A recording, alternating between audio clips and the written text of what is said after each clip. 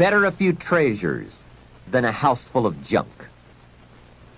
Lifestyle is a matter of awareness, values, education, and disciplined taste. It is an art that brings joy as it's practiced, not just a subject to be studied.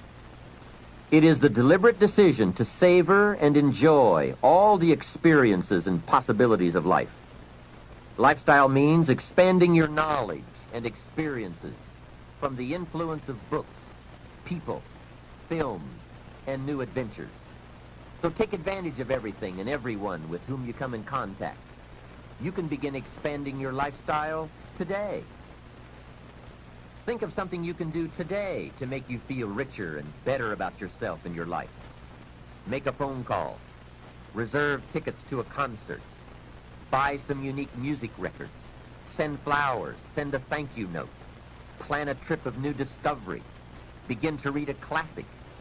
I'll bet that within 50 miles of where you are right now, there are some places you have never seen, some foods you have never tasted, experiences you've never had. I grew up in Idaho, and I've never been to Yellowstone Park. And part of it is in Idaho. Thousands of people from all over the world have traveled to Yellowstone. Old Faithful?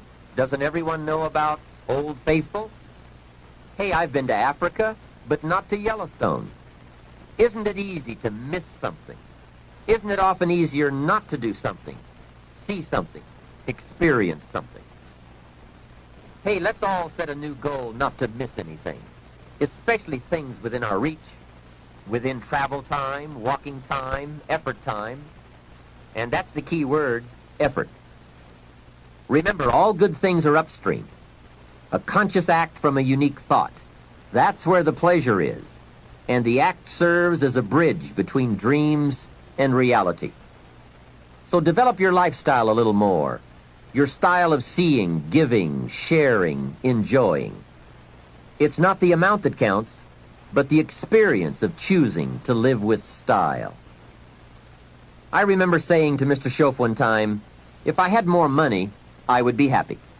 And he gave me some of the better words of wisdom when he said to me, Mr. Rohn, the key to happiness is not more.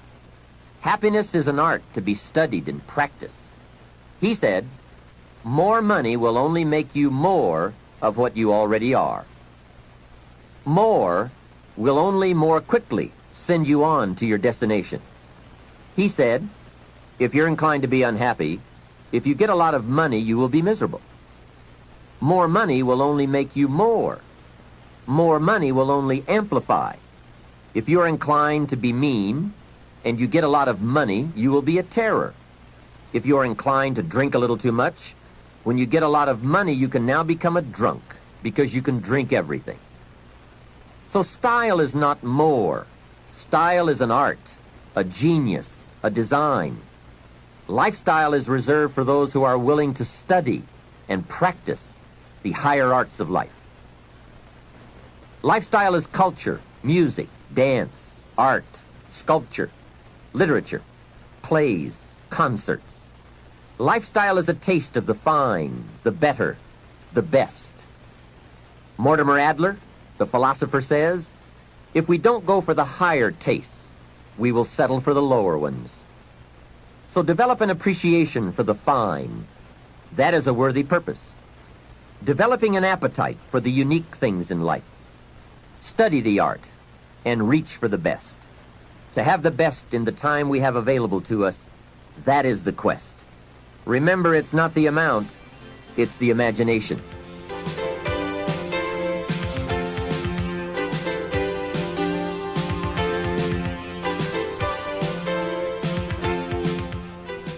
My lady and I were on a trip to Carmel, California one sunny summer day to do some shopping and exploring. I stopped to have the car serviced at a gas station. This young man, about 18 or 19, I would guess, came bouncing out to the car with a big smile, and he said, "Can I help you?" I said, "Yes. A full tank of gas, please." Well, not only did he fill the tank with gas, he checked every tire, washed every window, even the moonroof, checked everything, and all the time he was working, he was whistling and singing. My lady and I couldn't believe all the service and his obvious happiness. The young man brought me the bill, and as I was signing it, I said, "Hey, you really have taken good care of us. I appreciate it." And he said, "I really enjoy working. It's fun for me. I get to meet nice people like you." We couldn't believe it. This kid was something else. I said, "My lady and I are going to Carmel, and we want to drink one of those $2 milkshakes on the way up there. Where is the nearest Baskin-Robbins?" He said, "That's a great idea. Baskin-Robbins is just a few blocks away." And he told us where to find it. And he said, "Don't park out front. Park around to the side so your car won't get hit." What a kid. So we drove to Baskin-Robbins, walked in, and checked the flavor board, and ordered milkshakes. However, instead of ordering 2 milkshakes, we ordered 3. Then we drove back to the station. The young kid dashes out to the car again and says, "Hey, I see you got your milkshakes." I said, "Yes, and this one is for you." When I offered it to him through the window, he couldn't believe it. He said, "For me?" I said, "Sure. With all the fantastic service you gave us, I couldn't leave you out of the milkshake deal." He said, "Wow, no one has ever bought me a milkshake." I said, "That's probably true. Have a nice day." Then I buzzed up the window and we drove away. When I looked in the rearview mirror, there he was, holding that milkshake, a big surprised smile on his face. Now, what did that cost me? Only $2. Hey, I've enjoyed and shared the memory of that experience 100 times. For just $2. Remember, it's not the amount that counts. It's the style. That same day, I guess I was feeling extra creative. When my lady and I got to Carmel, I drove straight to the flower shop. We walked inside, and I said to the florist, "I need a long stem red rose for my lady to carry while we go shopping around Carmel." She was some impressed. The florist said, "Well, we sell them by the dozen." I said, "I don't need a dozen. I just need one." He said, "That'll cost you a couple of dollars for just one." I said, "Wonderful. There's nothing worse than a cheap rose." I selected the rose, handed it to my lady, and said, "Here, carry this while we stroll around town." She was impressed. And the cost? $2. Just $2. A couple of hours later, we were having some refreshments, and my lady looked across the table and said, "Jim, I just thought of something." I said, "What's that?" She said, "I think I'm the only lady in Carmel today carrying a rose." I said, "That's probably true." For $2, can you imagine $2? Remember, it's not the amount. Hey, just 2 ideas and a total cost of $4 for unique experiences and sweet memories. Just 2 modest examples of how easy it is to put style in your life. Make sure you don't miss out. Don't miss anything you can enjoy. Be sure you live your life in style. Here's something else to think about. Did you ever hear where the expression tip came from? As in tipping the waiter or waitress in a restaurant. Mr. Schoaf taught me that it began as a symbol for the phrase, "to ensure promptness." Now, Schoaf said, if a tip is to ensure promptness, when should you give it? Answer, up front. See, I didn't know that. I said, no, you have lunch, and if you get good service, you leave a good tip. If you get lousy service, no tip. And he said to me, no, Mr. Rohn. Sophisticated people don't take a chance on good service. They ensure good service by giving the money up front. I said, wow, what a way to live. I had never thought of that. So the next time you have someone special to take to lunch, call the waitress over, arm around the shoulders, and say, here's $5. Would you take good care of me and my friend? Schoaf said you won't believe what happens. They do what's known as hover. They hover around your table. Without the insurance, you are usually looking around saying, where is my waitress? Has she gone on a break? Same money, different style. One last major point. Life in style is also life in balance. Make sure you pay attention to all the values and dimensions of your life. One is family. If you have someone you care about, there is no value to match that. One person caring for another is life in the best of style and value. Protect it with a vengeance. If a chair gets in the way, I suggest you destroy the chair. It was wisely said so long ago, but is still true for today. There are many treasures, but the greatest of these is love. Better to live in a tent on the beach and have a love affair than to live in a mansion by yourself. Ask me. I know.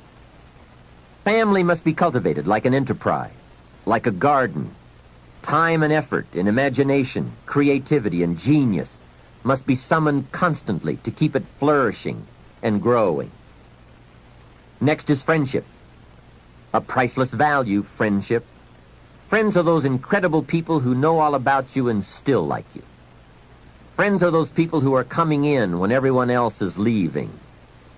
And, as someone once suggested, be sure to make the kind of friends on your way up who will take you in on your way down. Life is a bit of both up and down, but with true friends, friends who care regardless of your circumstances, the ups are more automatic and the downs less devastating. Traveling around the world, I have made some unique friends. I've also got some strange friends. One of them is a thief. He steals, but you'd love him. He's really a neat guy, but he really does steal. Now, he's not a big thief. He's just a little thief, but he is a thief. Once in a while, someone reminds me, your friend steals. I say, I know. What can I do? I talk to him about it. He's just my thieving friend. I do have one very special friend, though. If I was stuck in a Mexican jail and accused unduly, I would call this friend.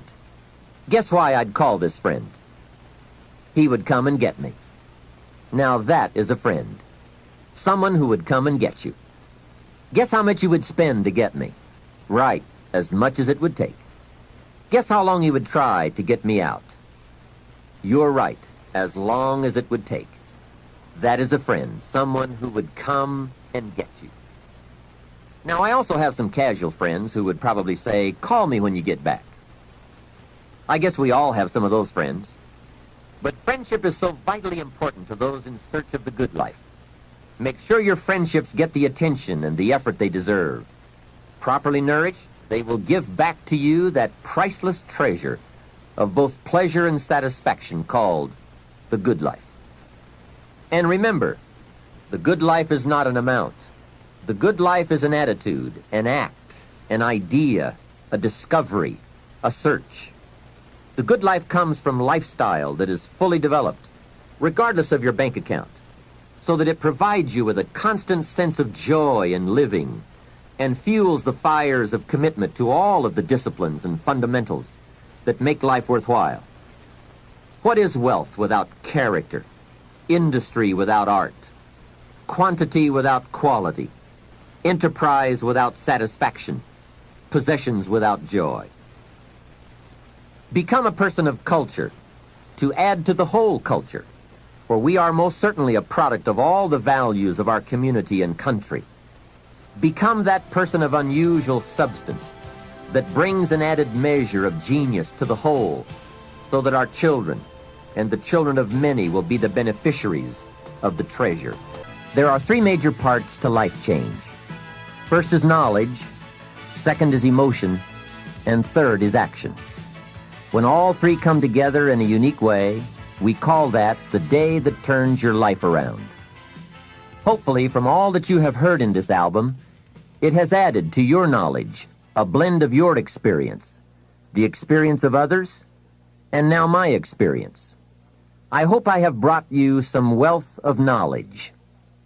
Now, here's the next important part, and that's emotions. Human emotions are powerful. They are so powerful that any one of them can have a dramatic effect on your life in a single day. However, make this careful note. Emotions are tricky. They can go either way on you. Emotions can build or destroy, weaken or strengthen, make or break. It all depends on how you use them. We call civilization the intelligent management of human emotion.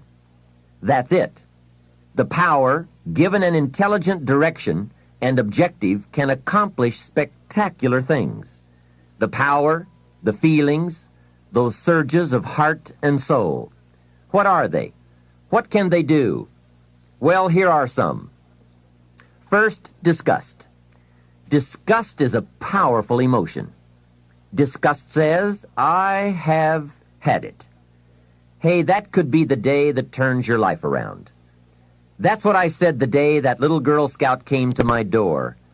I give her the big lie, she leaves, and I say to myself, I don't want to live like this anymore. I've had it with being broke. I've had it with being embarrassed. And I've had it with lying. What a day. A life-changing day. The day when you've had it.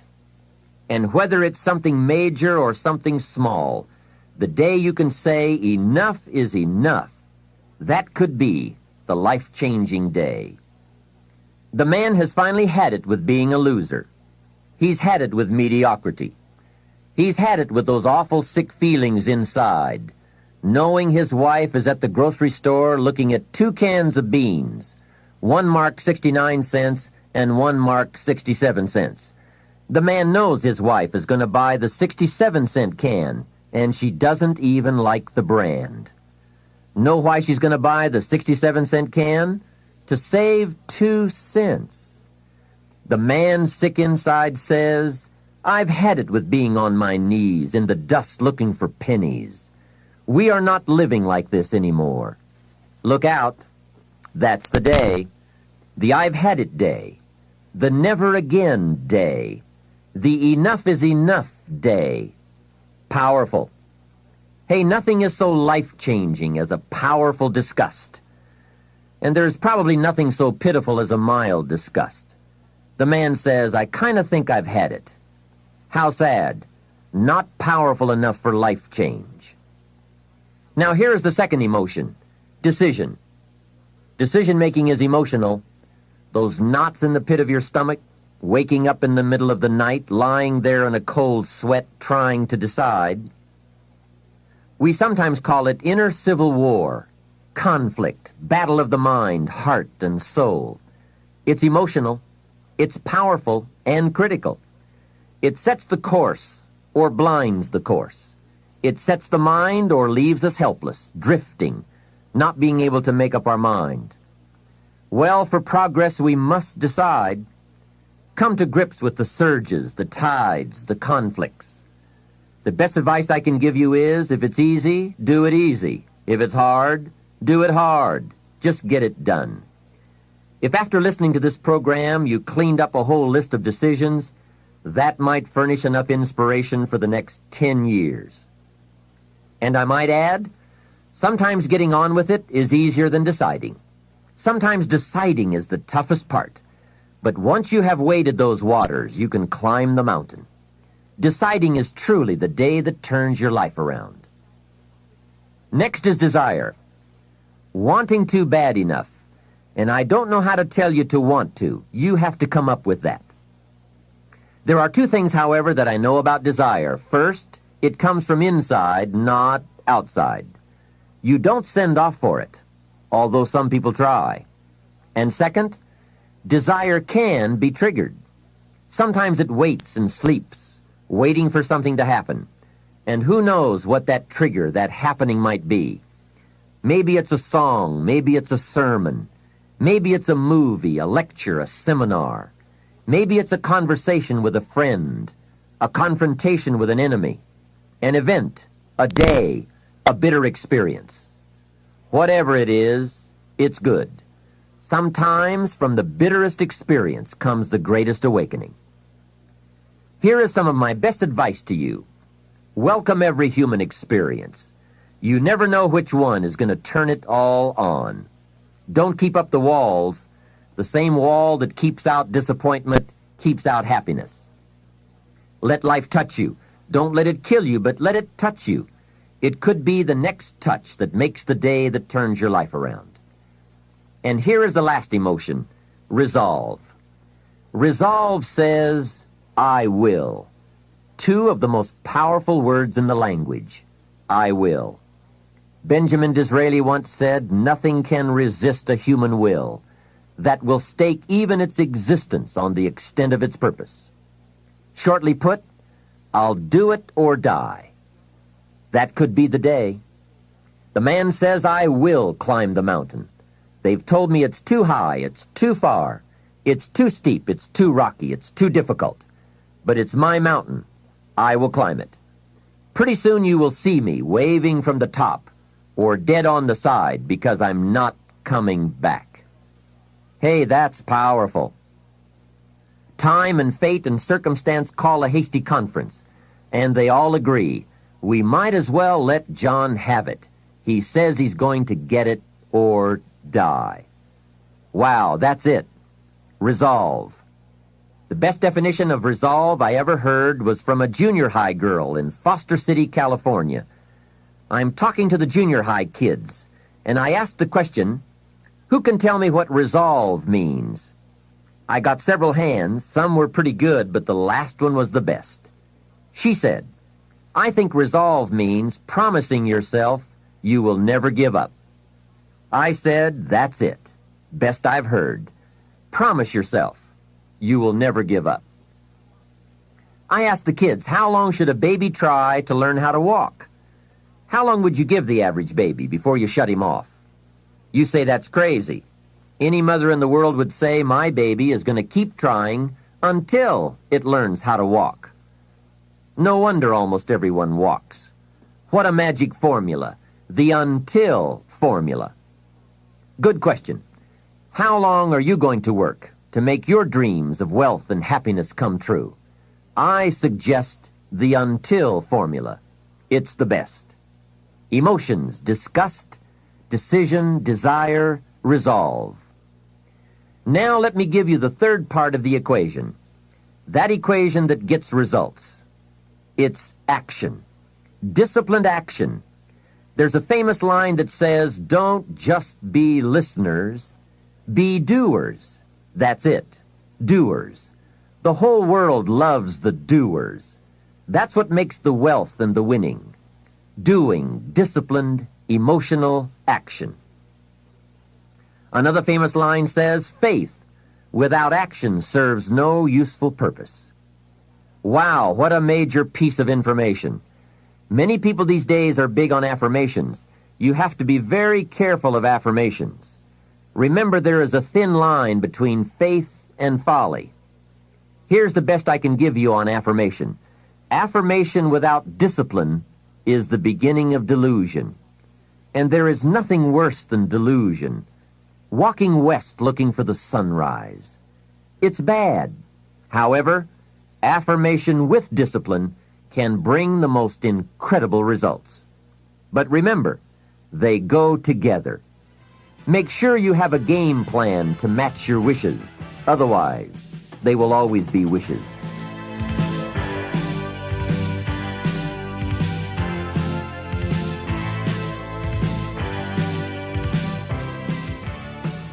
Now, in closing, I ask you to consider these 4 questions. I call them questions to ponder. The first question is why? Why should you try? Kids often ask, why? It's a good question. Ask yourself, why get up that early? Why work that hard? Why read that many books? Why make that many friends? Why go that far? Why earn that much? Why give that much away? Why put yourself through all those disciplines? Why is an excellent question. The best answer I know to the question why is the second question to ponder. Why not? What else are you going to do with your life? Why not see how far you can go, how much you can earn, or read, or share? Why not see what you can become, or how far you can go? Why not? You have to stay here until you go. Why not? The third question goes a bit further. Why not you? Some people have done the most incredible things with a limited start. Why not you? Some people do so well they get to see it all. Why not you? Why not you watching the morning mist rise over the mountains of Scotland, soaking up history in London, or exploring the mysteries of Spain? Why not you having lunch in one of those neat little sidewalk cafes in Paris? There's nothing like a stroll through the Palace of Versailles. Someday you must gaze directly at the Mona Lisa. Why not you on a sailing schooner in the Caribbean? 2 weeks there and you lose all your cares. I can show you where to find the most exquisite seashells in Australia. I know where they are. Why not you? Why not you shopping on Fifth Avenue in New York City, staying at the Waldorf, or having sliced roast goose on a bed of apple strudel at Luchow's? Stop off and drink in an Arizona sunset. Take a quiet walk along the beach with that incredible feeling, knowing you are enjoying the result of a disciplined effort. Why not you, with an unusual awareness to the heartbeat of life? Why not you? The last question is the key to action. Why not now? Why postpone your better future any longer? Get at it today. Get some new books, make a new plan, set a new goal. Ask some new questions, lock on to a new resolve, make a new effort, and do it all now. Another thing is to ask for God's help, which may sound a little strange. This is not a religious program. My personal word would be that humans are unique, but we could all use a little extra help. Of course, it's a two-way street. I think God will do His part if we will do our part. During this program, we have talked about our part. There is a story about a man who took a rock pile and in 2 years turned it into a fabulous garden, and people came from everywhere to see it. One day a man came by, saw the garden, and thought it was fabulous, but he wanted to make sure the gardener did not take all the credit. He had this deep feeling inside that a lot of people leave God out. So he toured the garden and had a chance to meet the gardener. When he met him, he shook his hand and said, "Mr. Gardener, you and the good Lord together have made this beautiful garden." The gardener understood his message and his point, so he said, "I think that's true. If it was not for the sunshine and the rain, and the miracle of the seed and the soil and the seasons, there would be no garden at all. But," he said, "you know, you should have seen this place a couple of years ago when God had it all by Himself." I think that's true. We do play an important part in this challenge called making all we can out of all we have.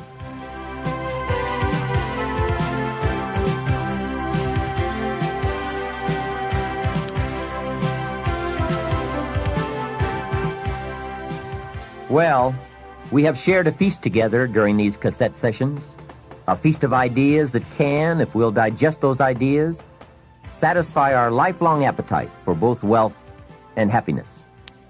Here's what I want to offer in the way of a suggestion. Now that we've feasted on the philosophical side, the theory side of the fundamentals, let me encourage you to participate in what should always follow any feast, and that is activity, exercise, and effort. In this case, the active and intense application of all that we've learned and shared together. I want to appeal to you right now to go to work.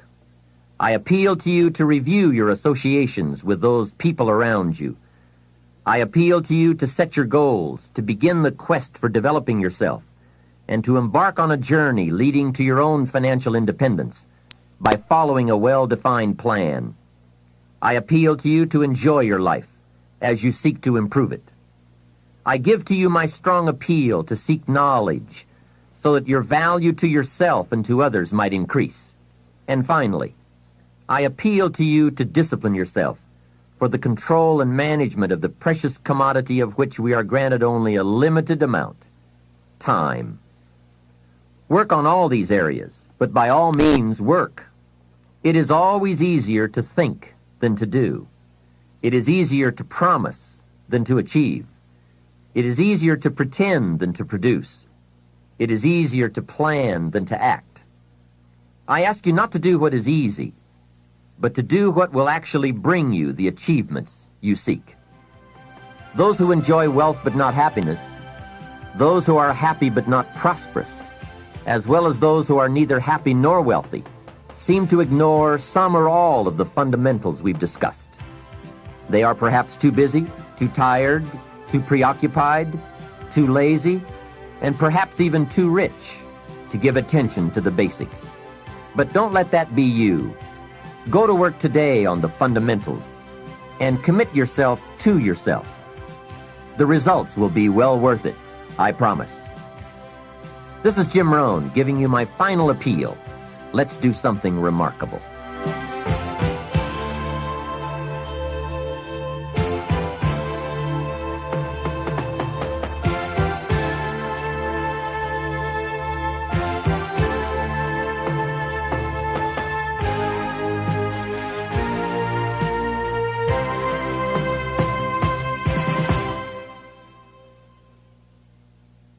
We know you've benefited from this remarkable program, Success Strategies, 7 Keys to Wealth and Happiness.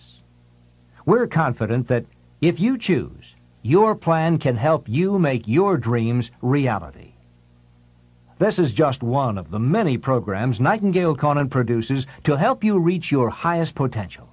For instance, listen to this excerpt from another of our dynamic products, Unlimited Power by Tony Robbins. Robbins discusses the power of neuro-linguistic programming and how we can all use our personal power to produce new behaviors and emotions. In this segment, he talks about how movie maker Steven Spielberg got his start by using his personal power. He's known he wanted to be involved with movies. He's had a love for movies since he was 13 years old. When he was 17 years old, he decided to go on the Universal Studios tour in California. And he went on the tram and got real bored real fast. He said, I want to see real movies. So he had a thing called personal what? So he got himself to take action. He snuck away from the tram, and he got down to the movie lot, and he actually stepped onto a filming and actually watched some filming going on. He wasn't supposed to be there. But he also had a tool called rapport. And he developed rapport with the director and started talking with this man. And this guy liked this moxie little kid, young kid, right, who seemed to have this real desire, and he loved the creativity and the intensity that he saw in this young man. And so he told him about what it was like to be a producer and a director, and told him it was the greatest career he could ever have, and he should do whatever it took to become one. And then finally the man said, okay, now it's time for you to go, and the security escorted him off the lot. Now for most people that would have been, God, what a neat story, huh? You're 17, you get to meet a real director, watch a real filming instead of just going on the tour. But see, once again, this man was totally committed to a dream. And so guess what? Using his personal what? Power, he took action. And the next day, he came up with a plan. He showed up at the Universal's lot wearing this one suit that he owned and borrowed his dad's old briefcase, threw in there a candy bar and a couple sandwiches, and he walked by purposely, congruently past the guard and went, hey, how's it going, Harry? Of course, he got the guy's name by reading his name tag. But he was so congruent that Harry just went, oh, hi. And he walked right on by. So now he's in the lot where he now goes around meeting people, watching movies, learning, right? Knowing his outcome, taking action, getting some sensory acuting, learning what worked and what didn't work in movie making. And he went there every day after school and throughout the summer. So people began, the guard would say, Harry would say, hey, how's it going, Stephen? How are your movies coming? Hey, great, it's really fabulous. Right? He found himself an abandoned trailer. There are lots of them on Universal Studios lot. He found one, cleaned it out, got some plastic letters. On the outside he wrote, Steven Spielberg, director. People say, where's your office? He said, over there at, K9 and everything else. People come to his office. One day, finally, a director said to him, well, let's see one of your movies. So he pops out this Super 8 cartridge. He said, well, wait, we got to see a real movie. He said, you seem to know a lot about that. How did you learn so much about movies? Well, he spent 2 years or a year on the lot, right? Being there, developing acuity, developing and stuff, getting creative, letting his mind run, totally committed to his outcome. So finally he said, look, if you'll make a film and show it to us, a short film, he said, we may hire you. So he went out and convinced one of his friends who was in my seminar last week, and I told the story, and this guy got up and said, I financed that original film. It took $10,000, and Steven Spielberg made this little film about a group of teenagers that went from the desert and hitchhiked to California. And this guy financed it. It was amazing. Anyway, bottom line is, he showed at the Universal Studios, and they hired him with a 7-year contract to make television programs. Not bad. Why was he there? Because he had this great gift. His great gift was commitment to an outcome. He'd do whatever it took. And out of his personal power, he took action until he found a way to make it work. That's where the power is. Commitment to practice what is important to you, to do whatever it takes, and not to accept less than you can be, not to accept results that are less than you deserve or anyone that you support or represent. That's critical. If you'd like more information about unlimited power or any of Nightingale Conant's inspiring audio and video programs, call us toll-free at 1-800-323-5552. Thanks for listening, and come hear us again.